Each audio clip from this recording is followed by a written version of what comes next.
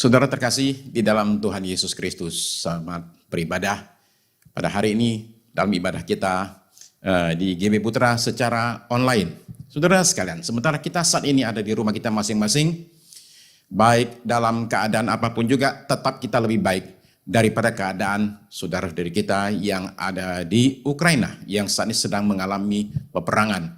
Adalah penting buat kita terus-menerus punya beban akan kesusahan orang lain, sekalipun mereka jauh sekali dari kita, dan kita mungkin barangkali tidak pernah kenal yang namanya orang Ukraina, tapi kita patut mendoakan mereka, memohonkan supaya Tuhan meringankan penderitaan mereka, dan bahkan menyatakan pertolongannya, penghiburan kekuatannya bagi teman-teman kita, saudara kita ada di sana. Saudara terkasih, kita akan mulai firman Tuhan. Sebelum itu mari siapkan Alkitab saudara, Alkitab cetak saudara sekalian. Kita berusaha untuk bisa terbiasa memakai Alkitab cetak. Terus saudara mungkin bertanya, kenapa enggak yang di handphone saja? Handphone juga oke, saudara sekalian, tetap namanya firman Tuhan.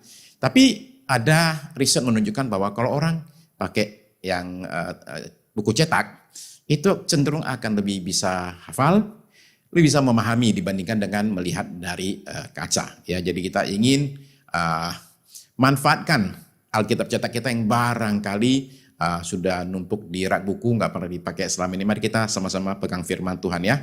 Mari kita sama-sama berdoa. Pada hari ini hati kami terbeban untuk saudara-saudari kami di Ukraina ya Tuhan Yesus. Yang mereka juga adalah anak-anak Tuhan di sana yang menyembah Engkau. Termasuk mereka tidak percaya kepada Tuhan sekalipun. Kami memohonkan Tuhan boleh menyatakan berkat-Mu Tuhan. Berupa penghiburan Tuhan. Dan terutama damai sejahtera Tuhan, yang melampaui segala akal dinyatakan bagi mereka yang sedang dalam keadaan kesusahan di sana. Kami memohonkan Tuhan berkarya hati setiap pihak yang ada di sana sehingga perang bisa segera diselesaikan dan perdamaian terwujud. Terima kasih Tuhan, biar damai Tuhan boleh menyertai anak-anak Tuhan dimanapun juga, termasuk kami pada pagi ini yang ikut ibadah ini. Sehingga oleh karena pertolongan Roh Kudus, kami terima berkat besar hari ini melalui firman Tuhan. Pakailah hamba-Mu hari ini Tuhan, menyampaikan apa yang adalah isi hati Tuhan buat kami sekalian, dan disampaikan dengan kuat kuasa Roh Kudus, dan setiap kami boleh terima firman dengan penuh sukacita, dengan tanah hati yang subur. Firman-Mu ketika ditaburkan tidak kembali sia-sia, melainkan dia bertumbuh, dia berbuah dalam hidup kami. Terima kasih, dan di dalam nama, di atas segala nama, dalam nama Tuhan Yesus Kristus kami sudah berdoa dan terima semua jawaban doa kami ini. Amin, amin, haleluya. Saudara terkasih, akun di Instagram, Twitter, di medsos, istilah kita ya, yang namanya Ajusa Gakuyuki. Ajusa Gakuyuki itu menjadi idola dari para netizen, terutama di Jepang yang menggemari otomotif, yaitu terutama yang sepeda motor balap. Karena si Nona ini keliling Jepang dengan naik motor sport 250 cc dan kemudian suka foto sambil tersenyum. Demikianlah dia punya follower lebih dari 20.000, banyak sekali, dan beberapa netizen mengaku malah jatuh cinta kepada si Nona ini ya.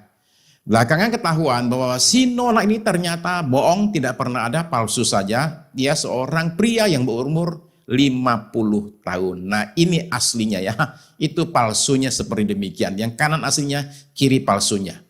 Pria ini memakai satu aplikasi yang bisa mengubah foto wajah seseorang dari tua menjadi muda, muda jadi tua juga bisa, pria jadi wanita, wanita menjadi pria.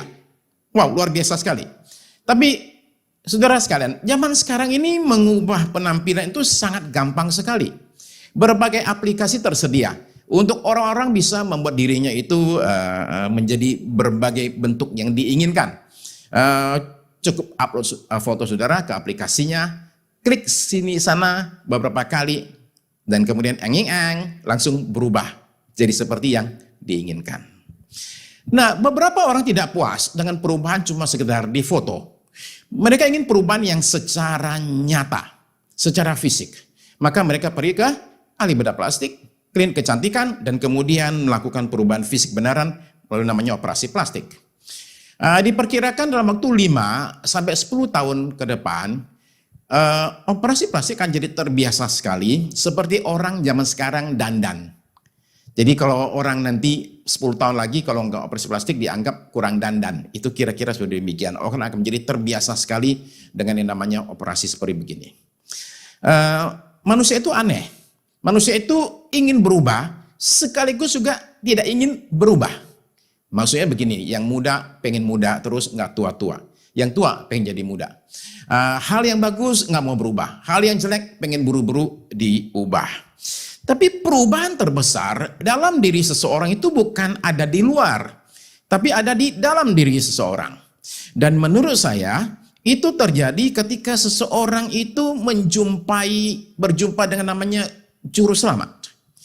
Ketika Yesus mendatangi kita, melawat kita, menjumpai kita, entah siapapun orangnya, dimanapun itu orang berada, termasuk ketika dia ada di suatu sumur tua. Ini catatan Alkitab tentang satu orang yang hidupnya hancur-hancuran dan kemudian berubah ketika berjumpa dengan Tuhan Yesus. Mari kita baca agak banyak saudara sekalian, Yohanes pasal 4 ayat 1 sampai 30. Yohanes pasal yang ke-4. Injil Yohanes pasal 4 ayat 1 sampai 30 saudara sekalian. Saya akan bacakan agak banyak ya. Mari kita ikuti bersama. Saudara pegang Alkitab saudara, saya akan bacakan dari Alkitab di sini. Ketika Tuhan Yesus mengetahui bahwa orang-orang Farisi telah mendengar bahwa ia memperoleh dan membaptis murid lebih banyak daripada Yohanes. Ayat 2. Meskipun Yesus sendiri tidak membaptis melainkan murid-muridnya. Ayat 3. Ia pun meninggalkan Yudea dan kembali lagi ke Galilea. 4. Ia harus melintasi daerah Samaria. Ayat 5. Maka sampailah ia ke sebuah kota di Samaria yang bernama Sikhar, dekat tanah yang diberikan Yakub dahulu kepada anaknya Yusuf. 6.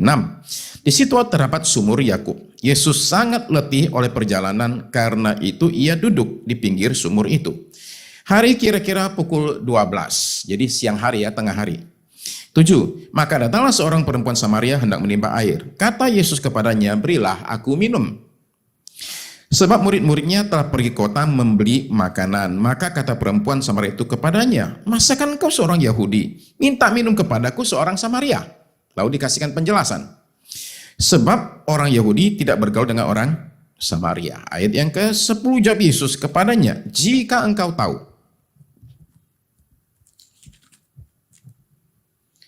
tentang karunia Allah dan siapakah dia yang berkata kepadamu berilah aku minum, niscaya engkau telah meminta kepadanya dan ia telah memberikan kepadamu air hidup. Ayat 11. Kata perempuan itu kepadanya, Tuhan, engkau tidak punya timba. Kalau saudara perhatikan terjemahan yang lain, umpama terjemahan TB2, kata Tuhan itu diganti menjadi Tuhan, ya, karena memang dia belum kenal Yesus, ya. Tuhan, engkau tidak punya timba dan sumur ini amat dalam. Dari manakah engkau memperoleh air hidup itu? 12. Adakah engkau lebih besar daripada bapa kami Yakub yang memberikan sumur ini kepada kami dan yang telah minum sendiri dari dalamnya ia serta anak-anaknya dan ternaknya? 13. Jawab Yesus kepadanya, barang siapa minum air ini ia akan haus lagi. 14. Tetapi barang siapa minum air yang akan kuberikan kepadanya ia tidak akan haus untuk selama-lamanya. Sebaliknya air yang akan kuberikan kepadanya akan menjadi mata air di dalam dirinya yang terus-menerus memancar sampai kepada hidup yang kekal. 15. Kata perempuan itu kepadanya, Tuhan atau Tuan, berikanlah aku air itu supaya aku tidak haus dan tidak usah datang lagi ke sini untuk menimba air. 16. Kata Yesus kepadanya, pergilah, panggillah suamimu dan datang ke sini. 17. Kata perempuan itu, aku tidak mempunyai suami. Kata Yesus kepadanya, tepat katamu bahwa engkau tidak mempunyai suami. Sebab engkau sudah mempunyai 5 suami, dan yang ada sekarang padamu bukanlah suamimu. Dalam hal ini engkau berkata benar. 19. Kata perempuan itu kepadanya, Tuhan atau Tuan, nyata sekarang padaku bahwa engkau seorang nabi.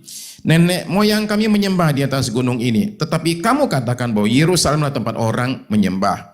21. Kata Yesus kepadanya, percayalah kepadaku hai perempuan, saatnya akan tiba bahwa kamu akan menyembah Bapa bukan di gunung ini dan bukan juga di Yerusalem. 22. Kamu menyembah apa yang tidak kamu kenal, kami menyembah apa yang kami kenal, sebab keselamatan datang dari bangsa Yahudi. 23. Tetapi saatnya akan datang dan sudah tiba sekarang bahwa penyembah-penyembah benar akan menyembah Bapa dalam roh dan kebenaran, sebab Bapa menghendaki penyembah-penyembah demikian. Allah itu roh, dan barang siapa menyembah Dia harus menyembahnya dalam roh dan kebenaran. 25, jawab perempuan itu kepadanya, aku tahu bahwa Mesias akan datang, yang disebut juga Kristus.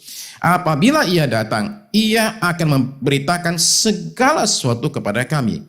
26, kata Yesus kepadanya, akulah Dia yang sedang berkata-kata dengan engkau. Ayat 27, pada waktu itu datanglah murid-muridnya dan mereka heran bahwa Ia sedang bercakap-cakap dengan seorang perempuan. Tetapi tidak seorang pun yang berkata apa yang kau kehendaki atau apa yang kau percakapkan dengan dia. 28, maka perempuan itu meninggalkan tempatnya di situ, lalu pergi ke kota dan berkata kepada orang-orang yang di situ. 29, mari lihat, di sana ada seorang yang mengatakan kepadaku segala sesuatu yang telah kuperbuat. Mungkinkah Dia Kristus itu? Ayat 30, maka mereka pun pergi keluar kota, lalu datang kepada Yesus. Saudara sekalian, minggu lalu kita bicara tentang seorang perempuan di Yohanes 8 yang tertangkap basah dalam suatu perselingkuhan. Nah, minggu ini saudara sekalian, kita bicara tentang seorang wanita lain yang hidupnya hancur-hancuran. Nah, saudara tahu betapa uniknya bagian tadi kita baca. Karena dari semua percakapan Tuhan Yesus yang pernah dicatat di Alkitab atau di Injil, ini adalah percakapan yang paling panjang. Sejauh yang dicatat di Alkitab, bahkan murid-murid pun tidak ada yang diajak bicara begitu panjang lebar seperti Tuhan bicara kepada wanita ini. Jadi ini percakapan yang luar biasa dan memberikan banyak hal, saudara sekalian. Kita lihat bagaimana Tuhan itu membukakan banyak rahasia kepada wanita tersebut. Nah, ayat 4 memberi keterangan yang penting. Ayat 4 itu singkat saja. Ia harus melintasi daerah Samaria. That's it. Ya. Ia harus melintasi daerah Samaria. Nah, sebenarnya ia tidak harus. Ada jalan lain kok. Bukan itu satu-satunya jalan. Ada jalan lain. Yaitu menyeberangi sungai Yordan dan melambung, saudara sekalian. Coba lihat, saya tunjukkan peta ya. Saudara akan memahami ini. Saudara melihat di sini bahwa yang namanya Israel itu secara umum itu dibagi menjadi 3 wilayah. Paling utara itu Galilea, tengah-tengah Samaria, selatan itu namanya Yudea. Nah, jadi Tuhan Yesus itu pelayanannya itu banyak di Galilea dan kemudian Yudea. Karena di Yudea ada kota namanya Yerusalem. Nah, jadi kalau mau cari jalan paling gampang, kalau seseorang ingin dari Yudea ke Galilea, atau sebaliknya dari Galilea yang ada di sana itu Danau Galilea, ada Kapernaum, ada Nazaret. Nah, itu dari Galilea mau ke Yudea juga. Itu kalau mau jalan paling singkat, itu adalah lurus saja lewat Samaria. Problemnya adalah begini. Samaria dan Yahudi itu tidak saling bicara. Sejarahnya panjang. Beberapa ratus tahun sebelum Tuhan Yesus, itu Israel itu dibuang ke sebagian ke Assyria, sebagian dibuang ke Babilonia. Nah, di Assyria itu kembali dan kemudian kawin campur dengan mereka yang ada di daerah Samaria waktu itu, dan kemudian lahirlah bangsa namanya Samaria, campuran Yahudi dengan orang-orang dari berbagai bangsa. Sementara yang dibuang ke Babilonia kembali ke Yerusalem dan memutuskan tidak kawin campur sehingga mereka tetap murni bangsanya itu. Ya. Nah, jadi Yahudi itu anggap Samaria sebagai bangsa campuran. Jadi mereka berusaha kalau mau kemana-mana itu mendingan kita jangan lewat Samaria deh. Kita melambung aja. Kita nyebrang sungai Yordan, ambil jarak yang jauh. Kemudian kita nggak usah lewatin namanya Samaria. Ya. Bangsa campuran, kemudian agama mereka juga agama campuran, memakai kitab Musa tapi campur macam-macam. Sehingga rabi-rabi Yahudi mengatakan bahwa begini, menyentuh alat makan yang sudah disentuh oleh Samaria itu najis. Nah, di sini kita membaca bahwa Tuhan Yesus harus melintasi daerah Samaria sekalipun ada jalan lain. Kenapa?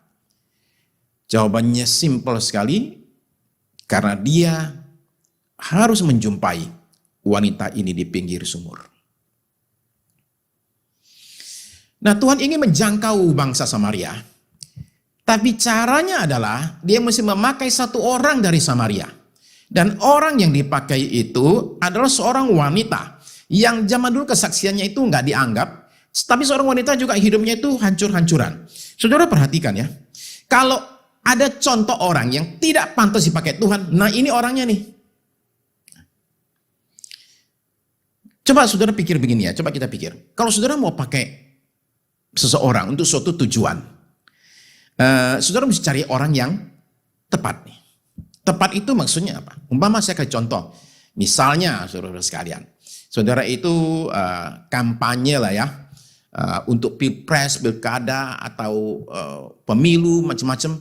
Nah saudara mudah-mudahan cari orang yang menyampaikan pesan ini, yang kampanye ini. Saudara mesti cari orang yang sekolahnya cukup, penampilannya itu baik, ya, keluarganya baik-baik, dan terutama jadi ada nama baik dan bisa diterima oleh masyarakat. Cari orang yang demikian. Ya. Wanita di pinggir sumur ini itu justru kebalikannya itu. Ya. Pertama, seorang wanita. Nah, sudah tadi saya katakan, kesaksian wanita itu di pengadilan nggak dianggap. Dianggap nggak reliable, nggak bisa dipegang. Jadi nggak diterima kesaksiannya. Ya. Yang kedua, ini Samaria, bangsa kawin campur. Tapi yang ketiga, kita tadi baca, dia kawin cerai bukan 1, 2 kali, 3 kali. Dia kawin cerai 5 kali. Dan kali ke-6 sekarang dia, istilah kita di sini, kumpul ke bawah saudara-saudara sekalian. Maka jangan heran, dia ke pinggir sumur, ke sumur maksud saya, itu jam 12 siang. Lagi panas-panasnya, ini Timur Tengah, bukan Dieng di Wonosobo. Ini Timur Tengah, di mana jam 12 siang itu panasnya bukan main. Nah, sumur yang dia datangi juga, sumur ternyata agak di luar kota. Bukan di tengah kota. Jadi dia menghindari orang, saudara sekalian. Kalau mau cari utusan, seorang misionaris yang mau dipakai, harusnya menurut kita, aduh ini jangan dipakai deh. Hidupnya terlalu hancur. Tapi coba pikir lebih dalam. Menurut saya ini justru kandidat yang paling cocok. Kenapa paling cocok? Kalau saudara mau menyampaikan berita tentang transformasi perubahan hidup, yang diutus harusnya orang yang sudah mengalami transformasi. Dan semakin hancur hidupnya, semakin terlihat transformasinya. Saya kasih contoh zaman sekarang ya. Zaman sekarang katanya banyak orang itu pergi ke Turki untuk tanam rambut. Kalau pihak dokter di sana mau promosi di Indonesia, orang mana yang dia pilih? Apakah dia pilih orang yang rambutnya masih tinggal 1 cm atau yang rambutnya lebat atau yang botak sama sekali? Kalau bisa dipilih yang botak sama sekali. Kenapa? Transformasinya terlihat, perubahannya sungguh nyata. Kira-kira seperti begitulah saudara-saudara sekalian. Jadi kalau kita bicara soal perubahan, utuslah satu orang yang hidupnya tuh paling ancur-ancuran. Dan ini tidak ada yang lebih kacau hidupnya daripada wanita ini. Nah saudara sekalian, ketika kita baca ini, kita sadar ada banyak sekali pelajaran-pelajaran kehidupan tentang Tuhan, tentang kerohanian yang bisa kita pelajari dari Yohanes 4 ini. Tapi kita hanya akan bicara beberapa saja, saudara, karena masalah waktu. Nomor 1, saudara dan saya belajar, poin yang paling penting adalah Yesus itu begitu mengasihi kita. Ya. Saudara, tentu setuju dengan saya bahwa dari awal sekali Yesus itu sudah tahu wanita ini akan muncul di pinggir sumur pada jam tertentu. Dia sudah tahu. Dalam cerita ini tidak ada satu bagian pun yang adalah suatu kebetulan. Semua detail di cerita ini sudah diatur dalam perencanaan Tuhan. Ya. Wanita ini tidak mencari Yesus. Yesus yang mencari dia. Maka Tuhan tidak menghindari daerah Samaria. Dia lewati Samaria dengan tidak buru-buru. Sempat-sempatnya dia mampir dulu, saudara sekalian. Ya. Wanita ini tidak sadar ketika dia bangun pagi hari itu bahwa berkat terbesar dalam hidupnya sedang menunggu dia ketika dia ke sumur. Ya. Hidupnya akan berubah secara radikal. Nah saudara-saudara, tentu saudara baca di Alkitab bahwa Tuhan Yesus datang untuk mencari dan menyelamatkan mereka yang tersesat. Nah, ini contohnya nih. Ini contoh paling bagus, satu domba yang tersesat dan dalam keadaan sakit dan kemudian ditolong oleh Tuhan. Tuhan datang mencari dia dan menyelamatkan dia. Nah, demikian juga dengan kita, saudara sekalian. Ini kisah indahnya kasih karunia. Yesus itu datang untuk saudara dan untuk saya. Dan kita adalah orang-orang yang memerlukan Tuhan dan juru selamat. Saudara terkasih, kita itu tidak mendatangi Tuhan, tapi Tuhan yang dalam kasih karunia besar terlebih dahulu mendatangi saudara dan saya. Itu yang luar biasa dari kasih karunia Tuhan.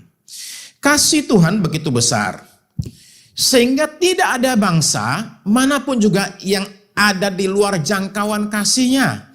Entah itu Yahudi, entah itu Samaria, entah itu Indonesia, entah itu Filipina, atau bangsa manapun juga, saudara-saudara sekalian, tidak ada bangsa yang ada di luar jangkauan kasih karunia Tuhan. Termasuk bangsa campuran seperti Samaria. Jadi rasisme tidak ada tempat dalam kerajaan Allah, dalam gereja. Ya. Tidak ada bangsa yang lebih tinggi dan lebih mulia daripada yang lain. Hanya karena masalah warna kulitnya, model rambutnya, bentuk matanya. Enggak ada sama sekali. Semuanya sama di hadapan Tuhan. Kasih Tuhan begitu besar, sehingga dia itu bersedia datang, bukan menunggu kita yang datang. Kita yang perlu diselamatkan, tapi dia yang justru datang untuk menyelamatkan kita sekalian. Kasih Tuhan begitu besar, sehingga tidak ada yang bisa menghalangi dia untuk datang melawat kita.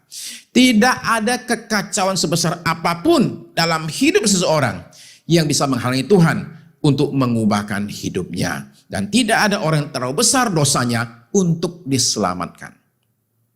Walaupun dosa memerah seperti kirmisi, akan menjadi putih seperti salju. Kirmisi, saudara sekalian, itu di kain, itu sudah merasuk sampai kepada serat-seratnya. Itu susah sekali untuk dibuat luntur. Tapi kata Tuhan, sekalipun dosa kita sudah meresap sekali, merasuk dalam jiwa seseorang, tapi kalau Tuhan bekerja, itu menjadi putih seperti salju. Ini putih seputih-putihnya, bersih sebersih-bersihnya, karena darah yang menyucikan. Nah, saudara perhatikan bahwa kasih Tuhan itu tercermin ketika melihat cara bicara Tuhan dengan perempuan ini. Dia sama sekali tidak mengecam wanita ini, dia tidak mempermalukan dia. Ketika disuruh panggil suaminya datang, ini masih mengelak dan mengatakan, wah saya nggak punya suami. Tuhan Yesus nggak bilang gini, bohong, udah salah, dosa, bohong lagi. Enggak, dia bilang begini, oh iya memang betul juga sih, nggak salah juga kalau kamu ngomong kamu nggak punya suami. Soalnya yang 5 kemarin kan udah cerai. Nah sekarang yang 1 ini nggak kawin. Jadi benar juga sih kalau bilang nggak punya suami. Luar biasa saudara sekalian, begitu lembutnya Tuhan bicara sama dia. Dan langkah demi langkah, saudara menemukan Tuhan itu membimbing wanita ini menuju kepada pewahyuan dan kepada keselamatan. Kasih Tuhan tercermin ketika dia membukakan identitasnya kepada wanita ini. Akulah dia yang sedang berkata-kata dengan engkau. Saudara tentu ingat ya, bahwa di Alkitab, umpama di Matius 16, ketika identitas Tuhan dibukakan bahwa dia adalah Mesias, apa yang Tuhan katakan? Tuhan itu langsung berkata begini, jangan ngomong ke siapa-siapa bahwa aku ini Mesias. Saudara sekarang perhatikan, terhadap murid-muridnya dia mengatakan jangan ngomong ke siapa-siapa. Tapi dia terhadap wanita ini menyingkapkan bahwa dia adalah Mesias. Ini kasih Tuhan yang luar biasa sekali. Nah, apa yang terjadi ketika seseorang sadar bahwa dia sedang dilawat oleh Mesias? Ada kuasa dalam kehadiran Yesus dalam hidup seseorang yang membawa perubahan besar. Wanita ini sekarang sadar bahwa dia berharga di mata Tuhan. Dia menemukan arti hidupnya sekarang. Dan dia juga sekarang punya pengharapan akan hari depan yang lebih baik. Dari situ, saudara sekalian, hidupnya itu kemudian berubah. Itu yang pertama, saudara sekalian. Yesus itu begitu mengasihi kita. Tapi ada yang kedua. Yesus itu memuaskan dahaga kita. Saudara perhatikan betapa luar biasanya cara Tuhan masuk membimbing wanita ini. Dia mulai pertama dengan minta air minum. Dan wanita ini kaget. Kenapa ini Yahudi satu ini minta minum sama Samaria? Dia berkata, kok bisa kamu begitu? Dari situ Tuhan Yesus masuk. Dia mulai bicara tentang air. Dia minta air minum. Setelah dijawab, dia kemudian bicara tentang air yang lain, yaitu air hidup. Jawab Yesus kepadanya, jikalau engkau tahu tentang karunia Allah dan siapakah dia yang berkata kepadamu, berilah aku minum, niscaya engkau akan meminta kepadanya, dan ia telah memberikan kepadamu air hidup. Nah saudara perhatikan ya, Tuhan itu bicaranya itu ngambang. Dia nggak kasih penjelasan apa itu air hidup, dia tunggu dulu respons wanita ini. Jadi dia mengatakan ada yang namanya air hidup. Ya. Nah wanita ini langsung tertarik, dia pengen. Tuhan mana? Tapi dia tanya juga, Anda nggak punya timba? Sumurnya dalam nih. Dari mana bisa dapatkan air itu?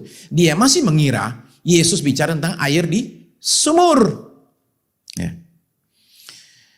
Tapi ini yang ditunggu Tuhan, responsnya. Ternyata dia mau. Oke? Yesus menjawab demikian. Barang siapa minum air ini, ia akan haus lagi. Air di sumur ini. Oke? Tetapi barang siapa yang minum air yang akan kuberikan kepadanya, ia tidak akan haus untuk selama-lamanya. Sebaliknya, air yang akan kuberikan kepadanya akan menjadi mata air di dalam dirinya yang terus-menerus memancar sampai kepada hidup yang kekal. Saudara terkasih, air yang Yesus tawarkan ini bukan air biasa.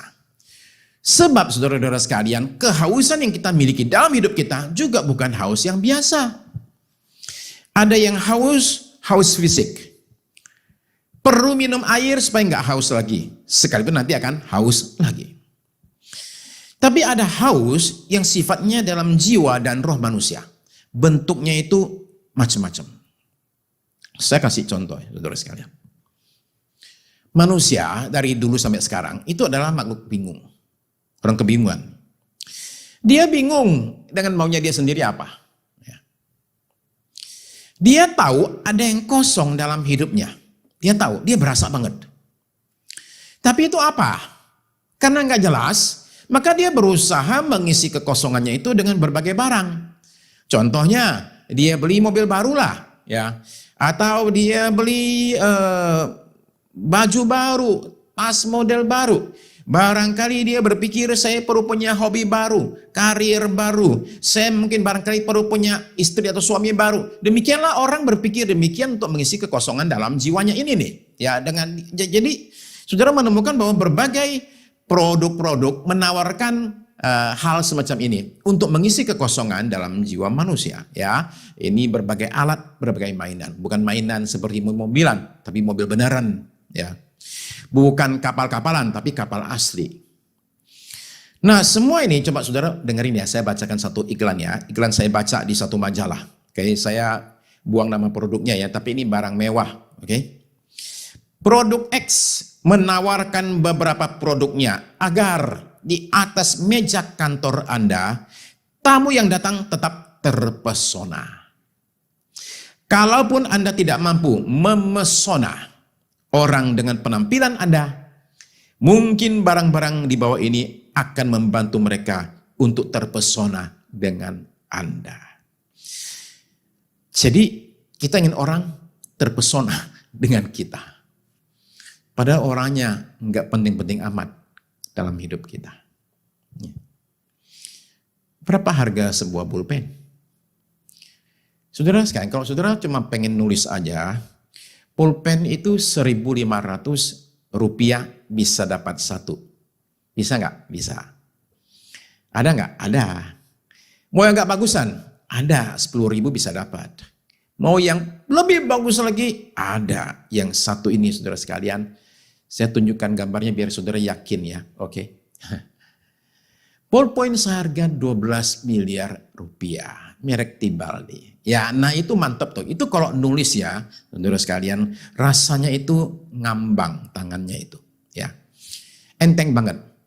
Mungkin ya, karena saya belum pernah punya. Setelah beli beberapa barang, ya, untuk ngisi kekosongan, ternyata tetap kosong. Nah, tolong jangan salah dengar. Saya bicara tentang kekosongan, bukan kesenangan. Saya nggak bilang ballpoint harga 12 miliar, bukan nggak bisa senang. Bisa. Tapi senangnya itu biasanya cuma seminggu. Minggu kedua udah biasa. Dan hanya dipakai kalau ada tamu. Gak ada tamu ya udah. Ya. Biar tamu terpesona soalnya. Ya. Orang bisa saja senang dapat mainan baru atau mainan mahal. Tapi biasanya cuma sebentar, nanti kosong lagi. Barang baru itu cuma baru 1 minggu. Minggu kedua sudah boring kata orang. Makanan mewah, semewah apapun juga, kalau tiap hari dikasih, jadi makanan biasa. Perhatikan wanita ini. Gonta ganti suami 5 kali. Asumsi kita harusnya dia dicerai. Okay. Ya. Bukan dia menceraikan, harusnya asumsi kita harusnya. Okay. Tapi kita nggak jelas apa yang terjadi. Cuman semua ini gonta ganti ini, saudara sekalian, itu semua demi menemukan namanya kebahagiaan dan kepuasan dalam hidup ini. Sehingga kita nggak mencari lagi. Itu yang kata Yesus. Barang siapa minum dari air yang aku kasih ini, itu nggak akan haus selama-lamanya. Nggak akan nyari yang lain lagi. Nah, orang mencari yang demikian. Tapi nggak ketemu. Kawin 5 kali. Kawin cerai. Ya, nggak berhasil juga. Orang yang menikah paling banyak di dunia, itu namanya Scotty Wolf. Bukan main, menikah sebanyak 29 kali. Istri terakhirnya itu menikah 22 kali. Jadi Wolf ini adalah suami yang ke-23. Wanita paling banyak kawin di dunia. Jadi demikianlah jodoh yang luar biasa. Pria paling banyak kawin di dunia menikah dengan wanita paling banyak kawin di dunia. Ya, cocoklah mereka berdua ini.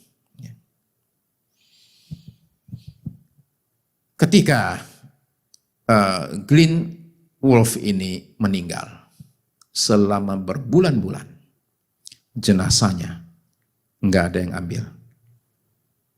Istri 29. Gak ada satupun yang datang ambil, ngaku. Anaknya 19, ada yang bilang 40. Gak ada satupun yang datang untuk mengatakan ini papa saya. Demikianlah dia mati sebagai satu orang miskin sekali, gak ada uang untuk menguburkan dia. Itu orang paling banyak kawin sedunia. Tapi yang paling menyedihkan buat saya ketika baca cerita ini adalah bahwa Glenn Scotty Wolf adalah mantan pendeta. Dan saudara mungkin berkata demikian, loh kalau gitu dia sudah tahu Yesus dong, kok hidup masih berantakan? No. Ini orang tidak kenal Yesus sama sekali. Ini orang yang berjumpa dengan Yesus, tapi kemudian di tengah jalan dia mundur, membuat dia akhirnya tidak sempat minum dari Yesus. Ini orang, saudara-saudara sekalian, melihat justru di luar Yesus ada sumur yang lain. Itu yang menyedihkan. Dia sudah ketemu sumur yang tepat, tapi nggak minum. Nah, saudara terkasih, kekosongan dalam jiwa manusia. Manusia akhirnya merasa tidak aman. Karena dia sudah pakai ini semua, dan ternyata nggak bisa puas. Kemudian dia tambah mencari, dan tidak pernah sadar, dia mencari di tempat yang salah. Seperti orang kehausan, mencoba minum air asin. Membuat dia justru tambah haus. Nah, saya tidak mengatakan orang tidak boleh beli barang bermerek atau barang mahal. Tidak sama sekali. Mohon jangan salah paham. Saya tidak larang orang beli baju baru. Ya, saya tidak larang orang beli mobil baru, rumah baru, kecuali satu jangan, pasangan baru. Ya, saya hanya ingin mengatakan begini loh saudara, saya tolong dengar baik-baik. Kalau seseorang ingin mendapatkan kepuasan atau kebahagiaan hidup dari benda-benda seperti itu, saya bilang orang itu akan kecewa. Upaya menjaring angin, sia-sia saja. Jadi saya mengatakan akhirnya banyak orang itu minum dari sumur yang salah. Makanya tetap haus. Mereka minum dari sumur namanya sumur dugem. Mereka minum dari sumur yang namanya sumur merek. Sumur harta, sumur macam-macam. Dan gak pernah puas. Pemikir dan ilmuwan dari Prancis, Blaise Pascal, berkata begini. Saya kutip kata-kata beliau ya. Ada kekosongan yang dibentuk oleh Allah dalam hati setiap manusia yang tidak akan bisa diisi oleh ciptaan apapun kecuali oleh Allah Sang Pencipta yang dikenal melalui Yesus. Barang siapa minum air ini, ia akan haus lagi. Tetapi barang siapa minum air yang akan kuberikan kepadanya, ia tidak akan haus untuk selama-lamanya. Saudara-saudara sekalian, kepuasan dan kebahagiaan sejati itu hanya bisa ditemukan di dalam Dia yang menciptakan saudara dan saya. Setelah berjumpa dengan Yesus, seseorang itu menemukan kepuasan, dia nggak akan cari lagi yang lain. Tapi tidak hanya itu. Bahkan saudara sekalian, seseorang ketika ketemu dengan Yesus dapatkan hal yang penting sekali, yaitu misi kehidupan. Itu yang poin ketiga yang ingin saya bagikan. Yaitu bahwa saudara-saudara sekalian, Tuhan itu punya misi untuk kehidupan setiap kita. Dia punya misi untuk hidup setiap kita. Saudara perhatikan ya, saya akan baca ulang Yohanes pasal 4 tadi, ayat yang ke-28 sampai ayat yang ke-30. Yohanes pasal yang keempat, ayat 28 sampai 30. Maka perempuan itu meninggalkan tempayannya di situ, lalu pergi ke kota dan berkata kepada orang-orang yang di situ, "Mari lihat. Di sana ada seorang yang mengatakan kepadaku, segala sesuatu yang telah kuperbuat, mungkinkah dia Kristus itu?" Maka mereka pun pergi keluar kota, lalu datang kepada Yesus. Saudara-saudara terkasih, ya. Di awal, wanita ini datang kepada Yesus, ke sumur itu untuk mencari air, mengambil air. Setelah ketemu dengan Sang Juru Selamat, dia justru meninggalkan tempayannya itu. Ditinggal di situ untuk apa? Dia masuk kota dan beritakan Kristus kepada orang di kota yang semula dia hindari. Dengan kata lain, dia sekarang menemukan suatu hal penting, suatu misi yang harus dikerjakan lebih penting daripada urusan air minum. Ini wanita semula menghindari orang, sekarang justru mencari orang. Dulu kalau jalan kepala nunduk, sekarang jalan dengan kepala tegak. Dia punya satu misi penting. Orang satu kota ini harus tahu bahwa mereka ternyata dilawat oleh Allah melalui Mesias yang dijanjikan. Ini kabar paling penting. Saudara sekalian, tempayan kadang-kadang bicara tentang nafkah. Isinya adalah air, saudara sekalian, yang perlu untuk hidup. Tanpa air kita nggak bisa hidup. Beberapa orang saudara sekalian meninggalkan tempayannya. Maksudnya mereka meninggalkan mata pencarian mereka, pekerjaan mereka, bisnis mereka. Untuk apa? Beritakan kabar baik. Seperti yang terjadi dalam hidup saya. Saya tinggalkan pekerjaan saya dan kemudian saya berikan hidup saya untuk beritakan kabar baik. Tempayan bicara juga tentang prioritas hidup. Bagi mereka yang tidak harus tinggalkan pekerjaannya, prioritas hidupnya itu sekarang berubah. Yang dulu prioritas, sekarang tidak lagi. Ada yang baru menggantikan, yaitu apa? Mengabarkan berita tentang juru selamat dunia. Saudara-saudara sekalian, adakah saudara punya kesadaran akan hal ini? Seperti wanita ini. Kenapa dia punya kesadaran untuk lakukan hal ini? Karena, saudara dengar baik-baik, karena dia menghargai sekali apa yang Kristus perbuat dalam hidupnya. Saudara tahu tidak bahwa Yesus itu susah payah datang ke dunia. Wanita ini sadar, ini Yahudi ini berani-beraninya lewat di daerah Samaria yang sangat hostile, bermusuhan sama yang namanya Yahudi. Dia datang menjumpai saya. Dia tahu ini susah payah. Adakah saudara dan saya juga sadar Tuhan Yesus itu susah payah datang ke dunia. Dari sorga menuju bumi ini. Perjalanannya jauhnya bukan main. Bukan jauh dari segi jarak. Bagi Tuhan tidak ada masalah jarak. Tapi dalam arti kemuliaan, kemudian turun kepada kehinaan. Itu jaraknya itu jauhnya bukan main. Dia tinggalkan segala kemuliaan sorga dan kemudian menjelma menjadi satu bayi kecil di satu kandang yang hina.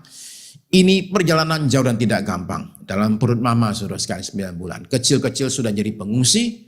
hidup sebagai tukang kayu tanpa nama selama berpuluh-puluh tahun, menanti selama 30 tahun untuk lakukan misi hidupnya, dan selama 3 tahun mengalami perlawanan dari para pemimpin bangsa sendiri. Lalu mati di kayu salib. Semua ini dilakukan supaya saudara dan saya itu selamat dari neraka. Sehingga dosa-dosa kita yang menumpuk begitu banyak itu tidak harus sekarang ngejar kita dan membawa kita masuk neraka ke dalam penghakiman kekal, hukuman kekal. Jangan sampai terjadi, saudara-saudara sekalian. Maka Kristus itu datang dan kemudian menyatakan suatu kasih yang besar, karya yang besar di kayu salib dan mati buat saudara dan saya, sehingga saudara dan saya tidak harus masuk neraka jahanam, saudara sekalian. Jangan sampai kita masuk neraka jahanam selama-lamanya. Maka saudara-saudara sekalian, Tuhan itu datang dan menyatakan kasih yang begitu besar buat saudara dan saya. Tidakkah saudara-saudara menghargai karya Kristus yang begitu agung ini buat saudara dan saya? Tidakkah kita berterima kasih dan menghargai semua karyanya yang begitu ajaib ini? Saudara sekalian, kalau kita menghargai, kita akan lakukan satu hal. Kita akan beritakan kepada orang lain berita sukacita ini. Bahwa Yesus Kristus, Juru Selamat dunia, datang ke dunia, mengasihi kita. Mati di kayu salib untuk menebus dosa kita. Dikubur dan bangkit pada hari yang ketiga untuk beri pengharapan kepada kita. Dan sekarang duduk di sebelah kanan tahta Allah, menantikan satu saat dia kembali datang ke dunia ini. Itu yang saya beritakan kepada papa saya ketika terakhir kali saya ketemu dengan papa saya. Memberitahu kepada dia tentang Yesus Juru Selamat yang datang ke dunia. Dan dia mati di kayu salib supaya papa saya, orang berdosa itu, kalau waktunya menghadap Tuhan, dia tidak akan masuk kepada penghakiman kekal, hukuman kekal di neraka, tapi menerima tempat di sorga mulia. Saudara-saudara terkasih, jikalau tidak ada orang yang beritakan, bagaimana dunia bisa tahu tentang kabar yang bagus ini, saudara-saudara sekalian? Maka mari kita mulai, saudara kasih, karena perubahan hidup tersedia dalam Yesus. Sehancur-hancurnya hidup seseorang, sengawur-ngawurnya dosa seseorang, bagi Tuhan tidak ada dosa yang terlalu besar untuk diampuni. Jadi mari kita datang, saudara sekalian. Saya tutup dengan cerita tentang David Hamilton. Ini anggota kelompok ekstremis di Irlandia. Teroris yang ngebom, ya, merampok bank demi perjuangan. Orang yang taruh bom berkali-kali, ya. Satu kali bomnya meledak kecepatan, dia sendiri yang kena. Tapi ya, itu dia tidak mati ketika itu. Umur 17 tahun, David Hamilton sudah masuk penjara. Masa depan suram sekali. Nah, tapi ini yang terjadi. Setelah beberapa tahun di penjara, suatu hari David ini dipindahin ke penjara lain. Nah, di situ dia ikut kebaktian. Nah, cari Tuhan? Enggak. Itu napi-napi di sana itu katanya, itu ikut kebaktian cuma supaya bisa keluar dari sel. Itu aja, ada sedikit perubahan gitu loh. Kemudian juga biar ketemu sama-sama teman, kadang-kadang mau tukar barang selundupan atau kadang tukar gosip, ya.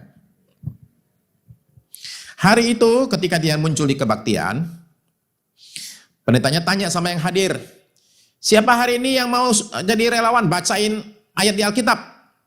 Enggak ada yang nyaut. Mendadak satu orang di depan David bilang gini, Pak Pendeta, David udah ngomong dia mau. Dan kata David Hamilton, saya pengen marahin itu orang, tapi saya juga gengsi. Jadi dia akhirnya bangun dan buka ayat. Baca hari itu Injil Lukas tentang berita kelahiran Tuhan Yesus Kristus. Dan kata David Hamilton, habis baca itu saya kok senyum-senyum ya. Senyum-senyum loh. Dan merasa hari ini kok enak ya. Dan dia gak tahu kenapa. Tapi suatu hari dia lagi bikin teh. Lagi bikin teh kemudian mendadak dia bilang lihat ke ranjangnya, baru sadar. Di ranjang dia ada traktat, baru dikasih. Dia lihat traktatnya, dia buka. Judulnya, Yesus Kristus akan datang kembali segera. Dia kerumus itu kertas, dia lempar ke luar jendela, ada jendela sel kecil gitu, dia lempar keluar ke sana. Ngaco. Ya. Itu dia lempar, mendadak di sini muncul satu pikiran. Sekarang waktunya kamu berubah menjadi pengikut Kristus. Dan dia agak aneh itu. Ya. Ada suara kayak gitu, biarin dah. Nah, dalam penjara, menurut cerita David Hamilton, selalu tersedia Alkitab Gideon. Bapak Ibu tahu nggak, Alkitab Gideon itu suka pakai Alkitab di penjara, di hotel-hotel gitu. Oke? Nah, ini penjara ini tiap sel dikasih. Nah, para napi itu suka sekali dengan Alkitab Gideon ini. Baca Alkitab? Enggak. Buat linting rokok.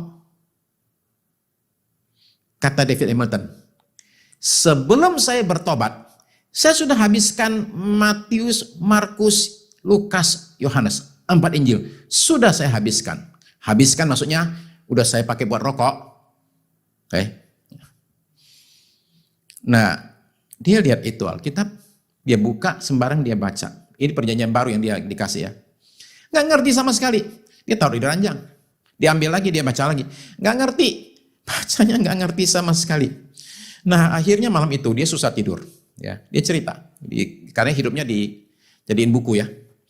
Dia diranjang, dia bilang saya susah tidur, kemudian tiba-tiba seperti orang kayak seperti dikasih adegan film gitu ya. Kebayang, dulu saya belum pernah bunuh orang sih, tapi bukan berarti nggak pernah coba bunuh orang, cuma nggak berhasil aja.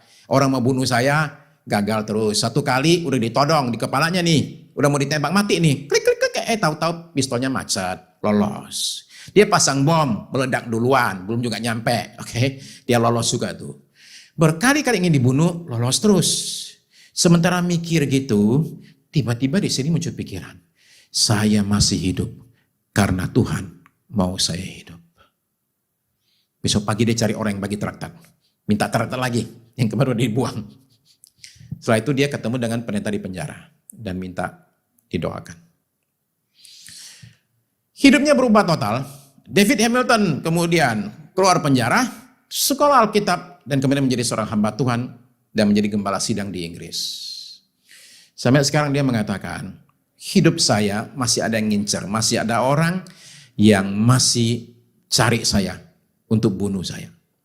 Sekalipun demikian, dia mengatakan, saya mendoakan orang demikian supaya Kristus menjamah mereka dan mengubahkan hidup mereka seperti dia mengubahkan saya dari seorang teroris menjadi seorang pemberita Injil. Saudara-saudara sekalian, bagi Tuhan tidak ada perubahan yang terlalu sulit dan terlalu besar.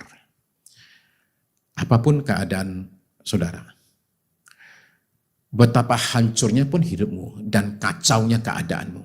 Saudara coba dengar baik-baik. Yesus itu datang untuk mengubahkan hidup kita. Saudara dan saya yang selama ini merasa kering, nggak tahu mesti kemana. Mencari suatu kebahagiaan hidup, kepuasan hidup. Saya ingin kasih tahu dengan saudara-saudara sekalian. Temukan itu kepuasan hanya pada satu pribadi dalam Yesus. Begitu saudara ketemu dia, saudara tidak akan haus lagi. Nggak akan nyari lagi. Kalau saudara mungkin sudah jadi Kristen 20 tahun, 30 tahun dan tetap merasa kosong, itu karena saudara belum alami perjumpaan dengan Tuhan. Perjumpaan yang mengubahkan hidup. Umur saya 23 tahun ketika saya ketemu dengan Yesus. Dan dia beri saya air minum, saudara sekalian. Semenjak hari itu, saya tidak pernah lagi butuh yang lain. Yesus itu sudah cukup memberi kepada saya apa yang saya butuhkan dalam hidup saya. Saudara dan juga bisa dapatkan hal demikian ketika saudara pada hari ini menyerahkan hidupmu kepada Dia, Juru Selamat kita sekalian. Moga saudara dan saya datang saat ini kepada Dia dan kita datang dan kita minta Dia memuaskan dahaga kita dan mengubahkan hidup kita.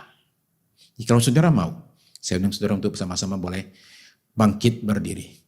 Di hadapan mungkin handphone saudara, laptop saudara, TV saudara saat ini. Bukan di hadapan semua alat ini. Saudara sudah berdiri di hadapan Tuhan, Juru Selamat kita, Yesus Kristus. Dan Dia yang sudah susah payah datang kepada kita pada hari ini, saudara terkasih, melalui saya menyampaikan pesan kepada saudara sekalian. Bahwa Dia mengasihi saudara-saudara semua. Ya, Tuhan itu mengasihi saudara. Tidak hanya itu, Dia akan memuaskan dahaga saudara, mengubahkan hidup saudara, dan bahkan Dia akan pakai saudara menjadi alatnya. Tidakkah itu yang kita cari dalam hidup ini? Serahkan hidupmu kepada Yesus. Tuhan Yesus, terima kasih untuk hari ini.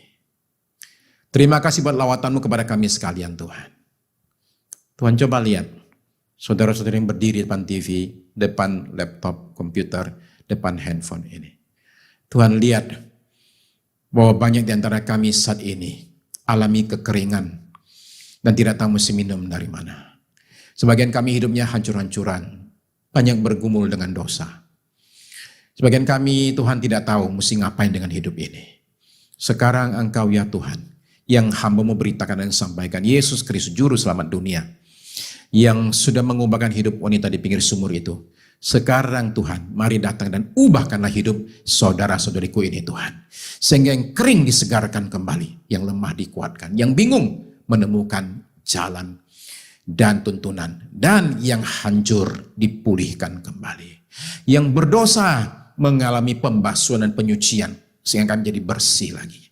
Tuhan Yesus, terima kasih Tuhan. Tidak hanya itu, tidak hanya Engkau bersihkan kami, pulihkan kami, tapi satu lagi Tuhan, beritahu kepada kami apa yang harus kami perbuat dengan hidup kami. Berikan kami misi kehidupan, tujuan hidup. Prioritas yang baru Tuhan, bersama dengan Engkau. Di dalam nama Yesus. Mari Tuhan, jamah setiap kami, masuklah dalam hidup kami. Supaya kami menjumpai Engkau Kristus yang mengubahkan hidup kami. Terima kasih Tuhan. Terima kasih Tuhan Yesus. Sekarang Tuhan kembali kami memohonkan perlindungan Tuhan buat kami semua. Lindungi kami, jauhkan kami Tuhan dari segala penyakit berat, dari segala paparan virus jahat, bakteri jahat, kuman jahat, dari segala niat jahat manusia, dari segala serangan kuasa kegelapan. Kiranya anugerah Tuhan menyertai kami sekalian, seisi rumah kami Tuhan. Tidak hanya itu Tuhan memberkati pekerjaan kami, bisnis kami, usaha kami, kehidupan kami sekalian ya Tuhan. Kami tak kekurangan apapun juga dalam segala, karena Engkaulah juru selamat kami yang memberi kami minum dan tidak akan pernah lagi kami cari yang lain. Engkaulah sumber berkat jasmani, berkat jiwani, berkat rohani buat kami. Tuhan Yesus, terima kasih Tuhan. Sekarang Engkau perlengkapi kami Tuhan. Perlengkapi kami dengan apa yang kami butuhkan untuk menjalani hidup ini, melakukan misi hidup kami, berbagi kepada orang yang membutuhkan.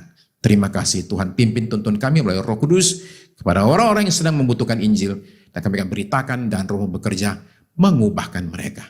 Terima kasih Tuhan, terus menerus kami menaruhkan Indonesia, Tuhan bawa Indonesia ke dalam tangan Tuhan, dan menyerahkan Indonesia, karena kami percaya Indonesia itu ada di tangan Tuhan. Jadi kami mohonkan Tuhan membalikkan semua gelombang, dipukul mundur semua gelombang ya Tuhan. Semua gelombang COVID, pandemi apapun juga, itu semua dipukul mundur, batal semua kekuatannya, segala varian, hilang kuasanya, di dalam nama Yesus, dan bangsa kami akan lepas, lolos daripada cengkraman pandemi ini Tuhan, dari virus ini Tuhan. Nah, virusnya semua dibatalkan, dimatikan di dalam nama Yesus. Terima kasih Tuhan, bangsa kami akan sembuh ya Tuhan, karena Engkau Tuhan yang menyembuhkan. Teruslah Tuhan memimpin Presiden kami Joko Widodo.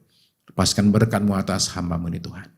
Tuhan Yesus, kami memohonkan berkat Tuhan atas pimpinan Gereja Betel Indonesia, Pendeta Ruben Adi Abraham, dan para pemimpin sinode yang lain juga. Kiranya Tuhan terus-menerus memakai hamba-hamba-Mu ini menjadi berkat, tidak hanya bagi gereja, bagi bangsa dan bagi dunia. Terima kasih Tuhan, terima kasih pada hari ini Tuhan. Sekali lagi, turunkanlah damai atas Rusia dan Ukraina ya Tuhan. Terima kasih buat semuanya ini Tuhan Yesus.